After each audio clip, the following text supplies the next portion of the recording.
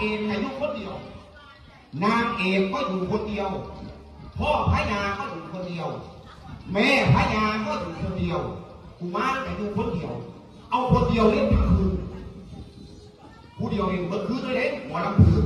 วัดมีไผ่เลยมีแต่เพิ่นกับหมอเพชรกับหมอกองกับพิษมีกระดาษเพชรจังไหนเขาจังสืบหูจากมาเป็นพระเอกเพชรจังไหนเขาจังสืบหูจากมาเป็นนางเอกเขาใช้ผ้าเขาม้าผืนเดียวแสดงทั้งคืนเขาใส่ผ้าเขาม้าผืนเดียวแสดงเห็นแล้วไหนโอ้เพิ่งจะเป็นพระเอกได้บ้างเขาจะเป็นพระเอกพระเอกที่บอกเขามาเขาพัดเอวเลยปึ๊บจะเอวปั๊บปึ๊บมาเขาจะเป็นพระเอกทันทีได้ไหนแต่เขามาเอวโอ้แต่ในประตูนี่เขาก็เริ่มเป็นพระเอกแล้วโอ้นางเอกมาดิพอนางเอกออกปุ๊บพอนางเอกสิออกเขาจะเข่ามามุ่งสักก่อน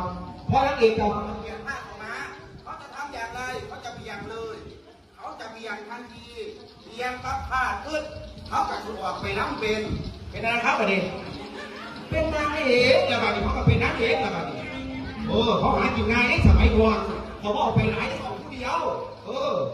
พอพระคณะเดียวแล้วบัดนี้ตัวโกงสิออกตัวโกงสิออก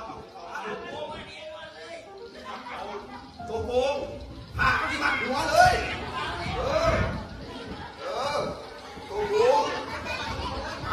ตัวโกงมันมีกันโอ้กระทบได้กูเห็นมันก็ได้โอ้ยกองกระทบจังเก็บอาจารย์ก็ตีกันเอาหาซอยกับชาวบ้านหากินแน่ตัวโกงมากเขาจะต้องเห็นพื้นเลยมากต้องเห็นพื้นเลยโกงอันนี้คือตัวโกง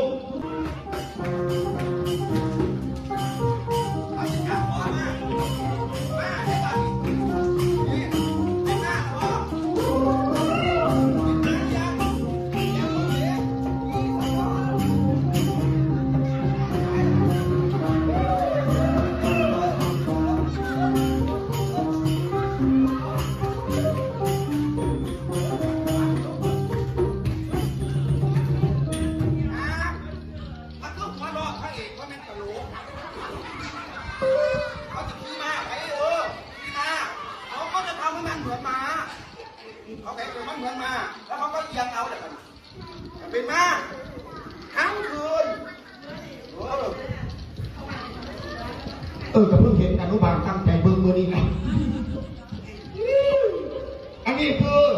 หมอลำพื้น